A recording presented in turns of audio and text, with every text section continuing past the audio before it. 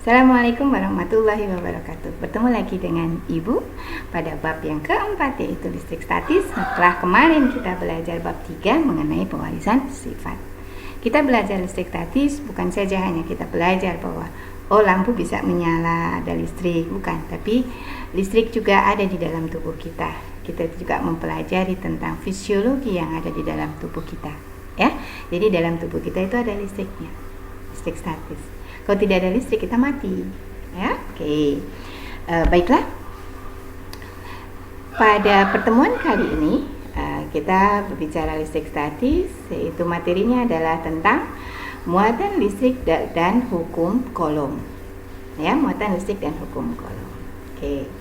Nah, kompetensi apa yang akan kita dapatkan di sini? Kompetensi dasarnya, kalian dapat menjelaskan konsep listrik statis dalam kehidupan sehari-hari, termasuk listrikan pada sistem syaraf kita. Jadi sistem syaraf kita bekerja juga karena adanya konsep listrik statis, adanya perbedaan muatan yang ada pada penyusun-penyusun dari syaraf tersebut.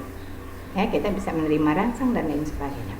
Atau juga ini misalnya pada petir, peristiwa terjadinya petir. Petir itu muncul karena apa? Ada awan yang kelebihan muatan, berlebihan elektron, sehingga elektron udara atau yang ada di situ, uap air yang ada di situ sudah tidak mampu lagi menahan besarnya muatan yang negatif, maka muatan negatif itu harus segera dialirkan ke satu tempat yang mampu menampung muatan yang begitu besar. Nah, yang mampu menampung muatan yang begitu besar adalah bumi kita, bumi tempat tinggal kita. Tanah itu bisa menampung jumlah elektron berapapun. Jadi tanah adalah penetral yang paling baik. Namun hati-hati, karena tubuh kita juga ada aliran listrik, kita bisa menjadi sebuah perantara dari elektron yang mengalir dari petir ke tanah. Hati-hati, kita bisa kesambar petir karena di dalam tubuh kita juga ada arus listrik, ya. Makanya bagaimana membatasinya? Kita memakai sepatu atau sendal dari karet, ya. Oke. Nah, kemudian kalau gedung-gedung biasanya dikasih penangkal petir, ya. Selain itu, kalian juga harus bisa menyajikan hasil pengamatan tentang gejala listrik dalam kehidupan sehari-hari. Tujuannya apa? Supaya kalian bisa menjelaskan konsep tentang listrik statis, gejalanya di alam, dan mengetahui fungsi dari listrik statis tersebut, ya, dan bagaimana kita menghindari hal-hal yang akan merugikan kita dengan adanya listrik statis, ya. Materi yang kita pelajari kali ini adalah mengenai muatan listrik, ada dua, nanti ada positif, ada negatif, dan mengenai hukum Coulomb. Ini materinya. Sebelum kita belajar ini, kita mengingat kembali tentang nih. Yang kita perlu ingat adalah, misalnya nih, Ibu, di sini ada sebuah gelas. Gelas ini membentuk satu benda namanya gelas, tersusun dari partikelnya adalah gelas. Kalau gelas ini bisa kita pecah, kita banting, kita pecah, kemudian berarti ini bukan penyusun paling kecil. Kalau pecahannya tadi bisa kita hancurkan dan hancur menjadi partikel kecil, berarti pecahan tadi belum merupakan satu partikel yang kecil. Sampai kemudian nanti ada satu partikel yang paling kecil, kita tumbuk tidak bisa, maka itu menjadi satu partikel yang paling kecil penyusun sebuah benda, di sini gelas. Sekalian ya, kita minum. Di sini ada lemon tea untuk pagi hari, itu enak. Pakai madu. Oke. Segar kembali, ya. Oke. Air juga ada komponen partikel paling kecil. Ini Ibu minum lemon tea, partikelnya ada air H2O, ada ekstrak dari tehnya, ada ekstrak dari madu, partikel-partikelnya juga penyusun madu ada, dan lain sebagainya. Jadi yang kita makan, yang kita minum itu semuanya adalah suatu senyawa yang juga tersusun dari atom-atom yang paling kecil. Nah, partikel terkecil yang disebut dengan atom itu juga sebetulnya tersusun lagi oleh subatomik. Namun partikel ini tidak bisa lepas begitu saja. Jadi dia terikat cukup kuat, ya. Terutama adalah proton dan neutron. Jadi atom terdiri dari 3 partikel penyusunnya. Ada proton bermuatan positif dan ada neutron bermuatan netral, dan juga ada elektron yang bermuatan negatif. Proton dan neutron ini akan membentuk satu inti atom. Jadi misalnya ini contoh dari gambar skematis sebuah atom. Udah belajar ini kan di kelas 7 bersama Bu Ajeng. Oke ya. Pada materi unsur penyusun bahan. Ya, yang paling kecil namanya atom. Nah, bentuknya kurang lebih seperti ini. Ini skematis saja, warna-warna ini juga untuk memudahkan saja, ya. Jadi yang positif ini adalah proton, yang merah ini adalah neutron. Nah, proton dan neutron bergabung menjadi satu, membentuk satu inti atom. Sedangkan yang hijau-hijau ini, yang di luar, yang mengelilingi inti atom ini adalah elektron. Dia muatannya adalah negatif. Jadi muatannya adalah negatif elektron. Ini selalu ini. Dengan di sini positif ini negatif, ada gaya tarik sehingga elektron ini tidak mudah lepas. Namun, elektron bisa lepas apabila di sekitarnya, nah ini apabila di sekitarnya ada pengaruh panas dan lain sebagainya. Ya. Apa kalian tahu tentang ini? Mengapa ada arus listrik? Mengapa darah di tubuh kita bisa tetap mengalir? Dan bagaimana merespon rangsang? Kita dapat merespon rangsangan. Ini kaitannya adalah dengan listrik statis. Kita akan bisa menjawab ini setelah kita belajar tentang listrik statis. Ya, baiklah kita mulai dengan materi yang berikutnya, yaitu mengenai listrik statis. Apa yang kita perlu tahu dari listrik statis? Listrik statis ini adalah listrik yang terjadi ketika ada benda-benda yang memiliki aliran listrik dan saling berpautan tanpa adanya sumber daya listrik. Jadi tidak ada sumber daya listrik, tiba-tiba ada aliran listrik. Atau boleh dikatakan listrik statis adalah interaksi antar muatan listrik tanpa menggunakan elemen pembangkit energi listrik. Contohnya misalnya tadi petir yang udah Ibu jelaskan ya. Kemudian ini juga kalian sudah pernah lakukan, sisir dari plastik baru digosok-gosok rambut sehingga dia bermuatan negatif, sehingga bisa menarik kertas yang disobek-sobek kecil. Atau penggaris plastik baru digosok dengan rambut, maka akan bermuatan bisa menarik potongan kertas. Atau juga balon yang sudah ditiup ini juga bisa menarik rambut kita sehingga rambut kita berdiri. Ini adalah gejala listrik statis yang sering kita jumpai di alam, ya. Mengapa ini semua bisa terjadi? Kenapa interaksi antar muatan listrik bisa menyebabkan adanya listrik? Ya, nih, seperti ini. Tadi dikatakan bahwa penyusun dari sebuah benda yang paling kecil adalah atom. Ini contoh sebuah atom. Ya, atom ini muatannya netral, memiliki proton 3, elektron 3, neutronnya tentunya 3. Karena muatan intinya 3, muatan elektronnya 3, maka muatannya netral. Yang netral seperti ini disebut sebagai atom. Namun, elektron ini dapat pindah. Ini kan sebenarnya udah stabil ya, selalu mengelilingi. Namun dapat pindah karena ada kenaikan temperatur secara drastis atau adanya gaya magnet yang cukup besar atau perubahan tekanan di sekitarnya. Nah, apa yang terjadi? Elektron ini bisa lepas, kenapa? Karena dia akan bergerak dengan panas yang tinggi, ada perubahan temperatur menjadi panas. Elektron ini bergerak semakin cepat. Terlalu cepat gerakannya maka akan meniadakan gaya tarik dengan intinya. Maka dia akan terlepas. Ya. Nah, misalnya contohnya ini ada dua buah atom yang sama. Yang ini mengalami panas, ini elektronnya terlepas. Yang ini elektron ini kemudian masuk ke tetangganya di sini. Satu atom yang kehilangan elektron dikatakan sebagai ion positif. Kenapa? Karena di sini muatannya menjadi kelebihan positif, elektronnya kan negatif, hilang satu, jadi ion positif. Disebut dengan kation. Sedangkan tetangganya yang kemasukan elektron ya atau kelebihan elektron satu menjadi ion negatif dikatakan sebagai anion. Ya. Nah, adanya ion baik positif maupun negatif inilah yang kemudian akan menghasilkan adanya aliran listrik. Kenapa begitu? Nah, kita lihat di sini. Bagaimana arus listrik terjadi?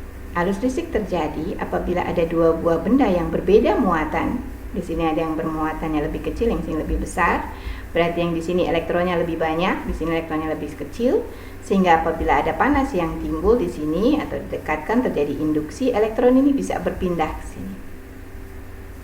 Nah, pada saat elektron berpindah, maka sekaligus konyong-konyong, maka apa yang terjadi? Akan muncul arus listrik dari arah kebalikannya.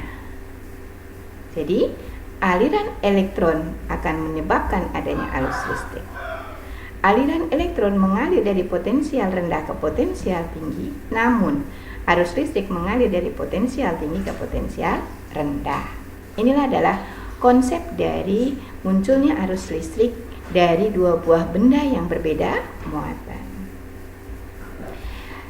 Selanjutnya kita akan bicara tentang bagaimana kita bisa mengetahui benda bermuatan atau tidak. Oh, benda ini bermuatan, oh benda ini tidak bermuatan. Nah, alat yang bisa dipakai itu dikenal dengan nama elektroskop. Ini elektroskop. Jadi ini untuk mendeteksi adanya muatan listrik pada benda. Ya. Ini komponen dari elektroskop, ada kepala, ada penyekat, ada batang konduktor, kemudian ada daun elektroskop. Nah, kita bisa membuat ini dengan sederhana dan mudah. Bagaimana kita membuatnya? Ayo kita buat. Ya. Nih, cara membuatnya. Jadi kita siapkan saja toples, kertas aluminium, kawat. Toplesnya bisa seperti ini. Ini buat ada contoh toples ya. Ini dari bekas kue ya, bisa dipakai. Atau bisa dari ini botolnya kaca, ada tutupnya dari gabus juga boleh ya, boleh. Oh, di rumah adanya bekas botol minuman ya boleh, ini ada tutupnya. Nah, ini bisa dilubangin ya, jadi boleh dari apa saja. Nah, ini toplesnya ya. Kemudian kertas aluminium itu bisa kalian dapatkan dari pembungkus, misalnya kita beli susu ya, susu bubuk ya, itu ada pembungkusnya yang warnanya putih grenjeng lah ya kalian bilang, itu adalah kertas aluminium ya. Kemudian kawat kalian bisa dapatkan dari kawat yang buat bunga juga bisa ya, atau kawat apa aja yang ada yang kalian temui gitu ya, potongan kawat saja. Nah, cara membuatnya apa? Kertas aluminium itu bisa dijadikan sebagai daun elektroskop dan kepala elektroskop. Kalau untuk kepala elektroskop cukup dikepul-kepul ya, membentuk satu pentolan gini ya, bulatan. Nah, kalau yang daun elektroskopnya dipotong. Potongnya misalnya lebarnya 1 cm kali 6 cm, nanti dilipat ya. Kemudian tutupnya, kalau yang tadi pakai tutup dilubangi ya. Tapi kalau pakai gabus tusuk aja. Cara membuatnya adalah kawatnya tadi dilengkungkan di bagian atas, kemudian ini ditusukkan ke sini, kepalanya kemudian diberikan ditusuk ke kawat yang di sisi atas seperti ini, sedangkan pada sisi bagian bawahnya ini kan sudah ditusuk ya, sisi bagian bawahnya dikasih lempengan dari aluminium, maka sudah terbentuk elektroskop. Nah, jadilah elektroskop sederhana. Dan nanti kalian perhatikan, apabila nanti lempengan di sini dari aluminium ini ternyata dia adalah kondisinya menutup, maka boleh dikatakan itu adalah elektroskop netral. Jadi elektroskop yang kalian buat adalah netral.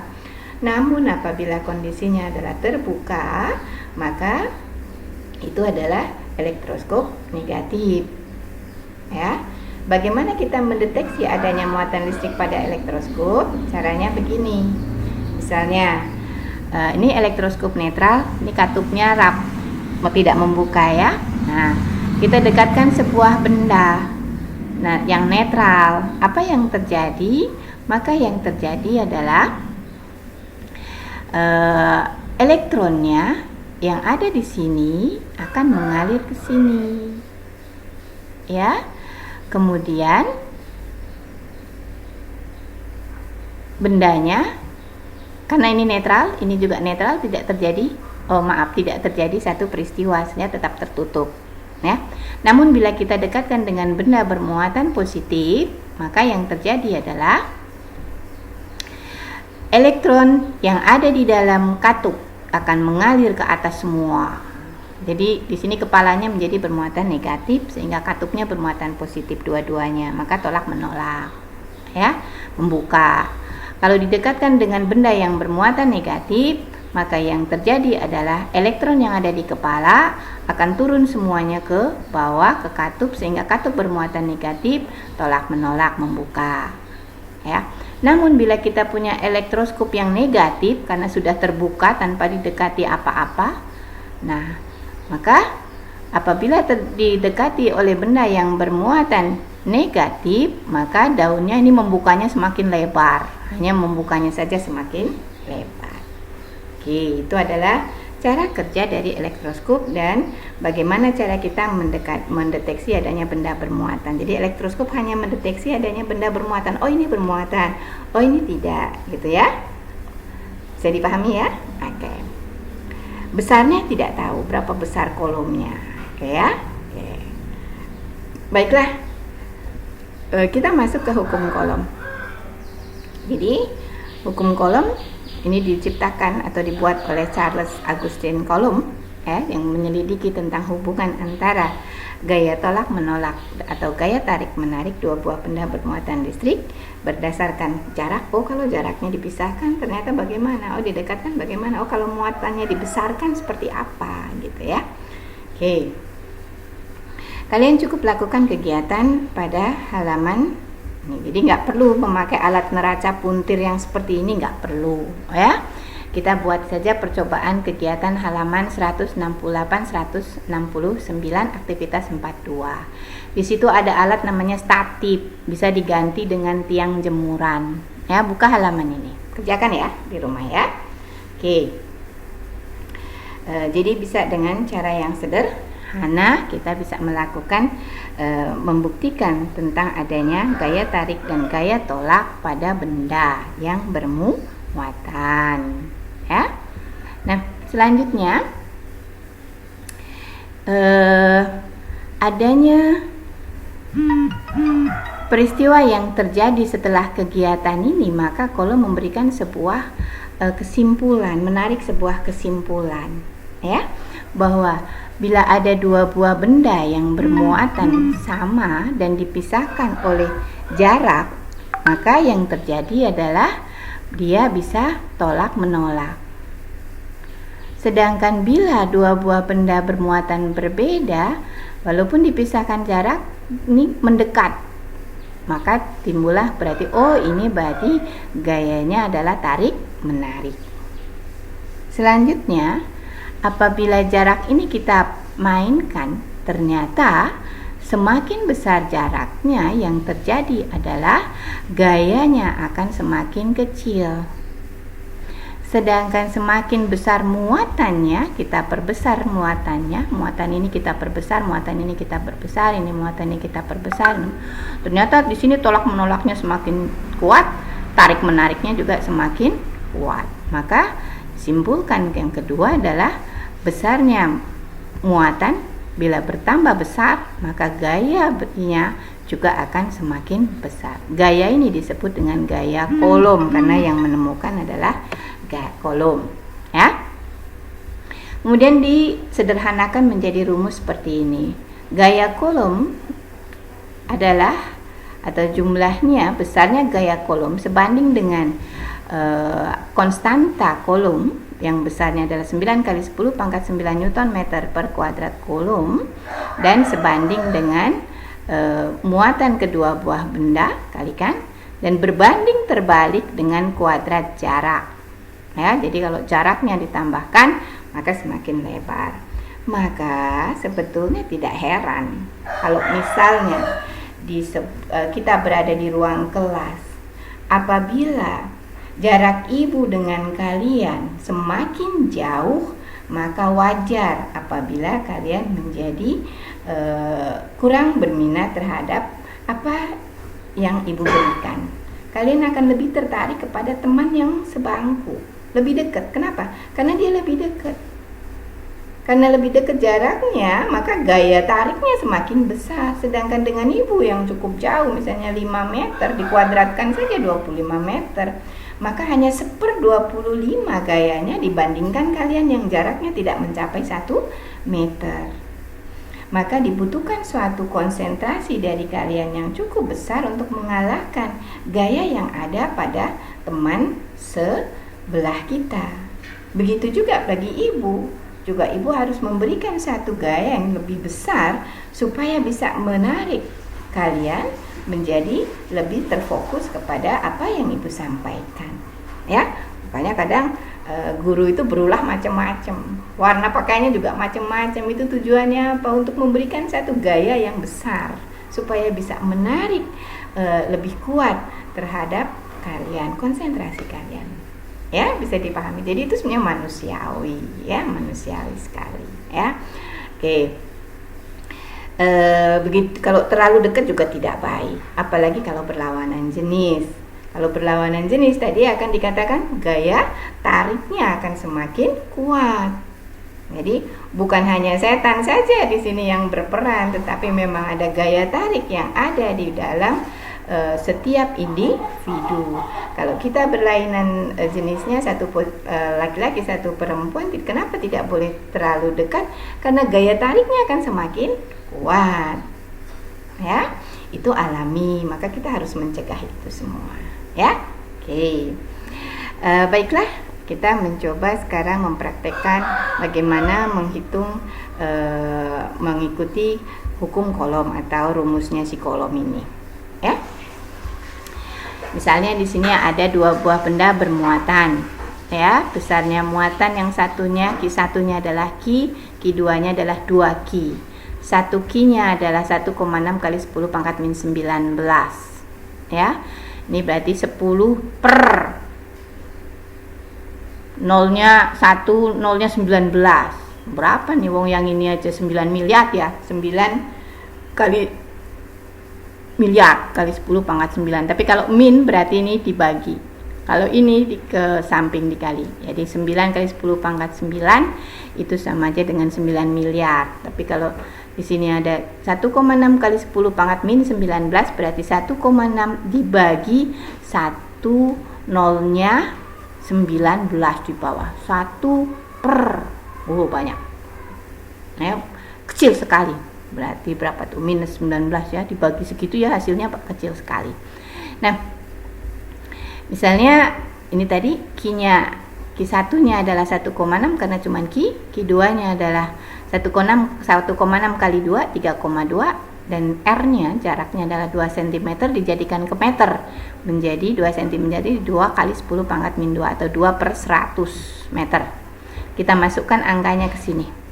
Ya. Maka muncullah perhitungan seperti ini. Kalian pakai konsep matematika, maka akan dihasilkan besarnya di sini. Perhitungannya gaya kolomnya adalah 1,152 kali 10 pangkat min 24. Nah, ini harus kalian ingat lagi nih ya, konsep matematika ya. Bagaimana menghitung di sini minus pangkatnya, di sini minus pangkatnya dibuat membagi ya, seperti apa. Oke, pelajari ini lebih baik lagi. Oke. Buka matematikanya. Maka akan dihasilkan besarnya ini. Oke. Kemudian yang kedua, contoh soal ini adalah ada dua buah benda bermuatan. Yang satunya bermuatan benda A dan benda B, ya. Gaya yang bekerja, F-nya, gaya yang bekerja di sini ini besarnya adalah 1,6. Jadi gaya kolom atau F-nya adalah, FC-nya adalah 1,6 nih. F-nya 1,6. Jaraknya 3 cm atau 3 kali 10 pangkat min 2 atau 0,03 ya, 3 kali 10 pangkat min 2. Oke.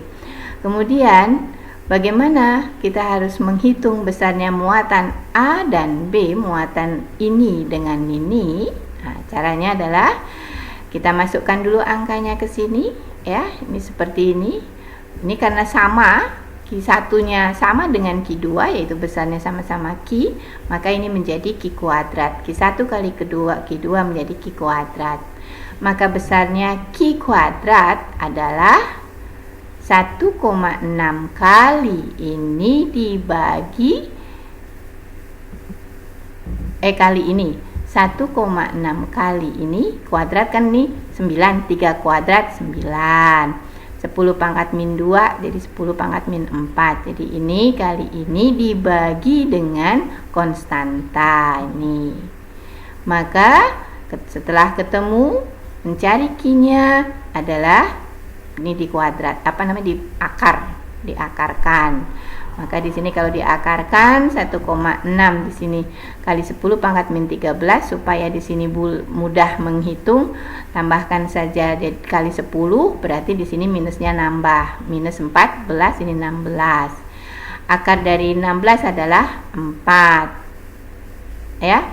Kemudian akar dari min 19 pangkat min 19 adalah min 7.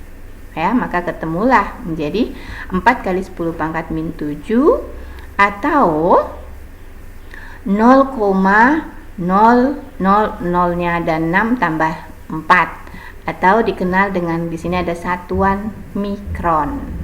Ya, mikron. Mikron itu pangkat min 6. Pangkat min 6 itu mikron. Ya. Jadi besar muatannya adalah 0,4 mikrokolom. Mikron ya, mikron. Oke. Itu ya, bisa dipahami. Ini konsepnya matematika, cara menghitungnya. Oke, baiklah. Sampai ketemu pada perjumpaan materi bab 4 materi kedua, yaitu tentang medan listrik, beda potensial dan energi listrik.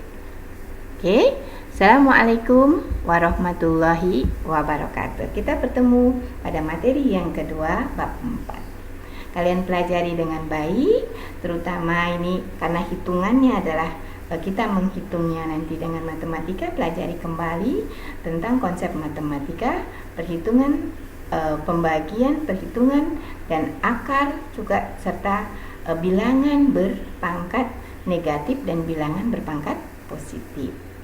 Ya, baiklah, sampai di sini. Assalamualaikum warahmatullahi wabarakatuh. Sampai jumpa berikutnya. Allahu Akbar. Tetap sehat, tetap semangat.